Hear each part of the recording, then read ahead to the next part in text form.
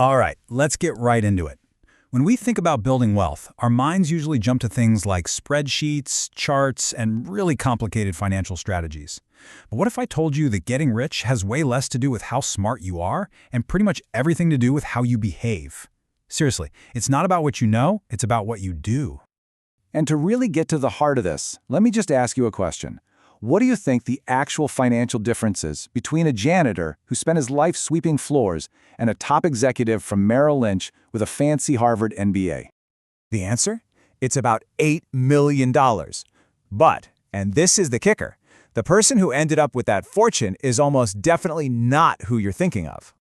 And that little paradox brings us to our first story. It's a tale of two fortunes that just perfectly illustrates the big idea we're digging into today. So on one side, you've got Richard Fiscone. He's the executive. We're talking Harvard-educated, MBA, a super successful career at Merrill Lynch. I mean, this guy was so successful he retired in his 40s to become a philanthropist. And on the other side, we have Ronald Read. He was a janitor at JCPenney and worked at a gas station in rural Vermont for most of his life. His main hobby was literally chopping firewood. No fancy degree, no special training, zero connections. Well, when Ronald Read died at age 92, he left behind a secret $8 million fortune. He gave millions to his local hospital and library. Meanwhile, Richard Fiscone, the Harvard exec, went completely broke after the 2008 financial crisis. His massive 18,000-square-foot mansion sold in a foreclosure auction. The janitor absolutely crushed the executive. This isn't a story about who's smarter, it's a story about behavior. But you know, it's not just our behavior that we overlook. Every single outcome in life is guided by these two really powerful forces that we tend to ignore: the inseparable siblings of luck and risk. Okay, think about Bill Gates. We all know he's a genius, right? But he also had an unbelievable stroke of luck. Back in 1968, he went to a place called Lakeside School, one of the only high schools on the entire planet that had a computer. And the odds of this are just staggering. I mean, the chances of a high school kid in 1968 going to a school with a computer were literally 1 in a million, and Gates just happened to be that one. That access gave him a head start that was almost impossible for anyone else to get. But here's where the story takes a turn. Gates had a best friend at Lakeside named Kent Evans. And according to Gates himself, Evans was just as smart, just as skilled with that computer, and he had the same massive ambition. Their plan was to be CEOs and take over the world together.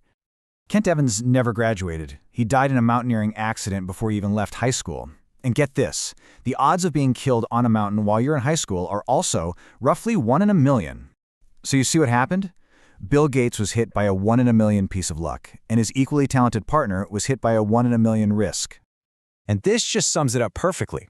As the author Morgan Housel puts it, luck and risk are both the reality that every outcome in life is guided by forces other than individual effort.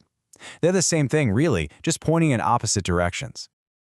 Okay, so it's not just luck and risk that can throw us off course.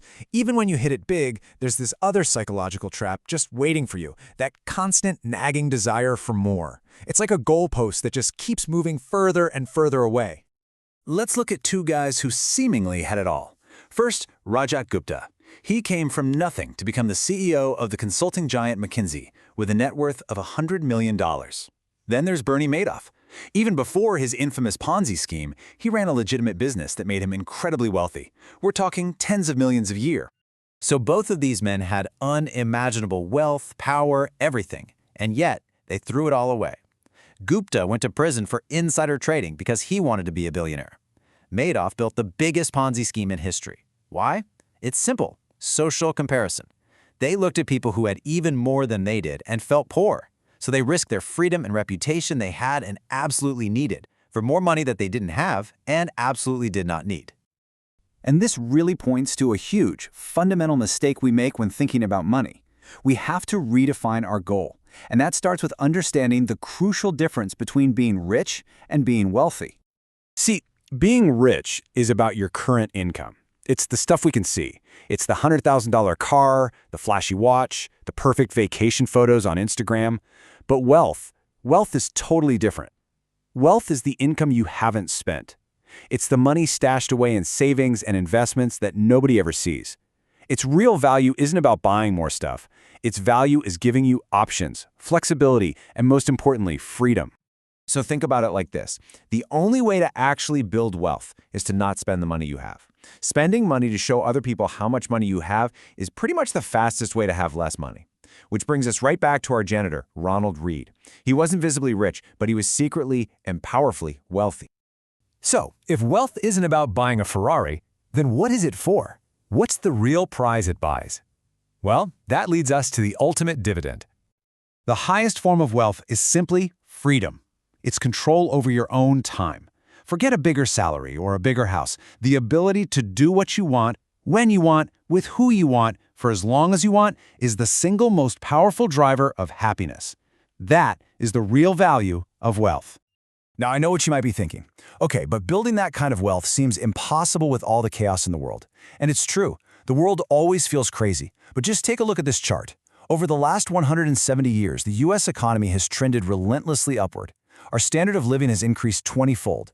That's the power of long-term optimism. But, and this is the really important part, look at what happened during that exact same period. We're talking 1.3 million Americans dying in 9 major wars. We survived 33 recessions. The stock market dropped more than 10% over 100 times. We've had pandemics, assassinations, natural disasters, you name it. The path to long-term growth is paved with short-term pain and disaster. So here's the key takeaway. You have to hold 2 contradictory ideas in your head at the same time. You need to be paranoid enough about short-term threats to make sure you survive them, while also being optimistic enough about the long term to see the incredible growth that lies ahead. Survival is what unlocks the magic of long-term compounding. And that leaves us with one final and really essential question to ask ourselves. In our own lives, with our own money, with our own goals, are we building a life that is designed to look rich to other people? Or are we building one that truly feels wealthy to us by giving us control over our own time? The difference between those 2 goals? Well, that's everything.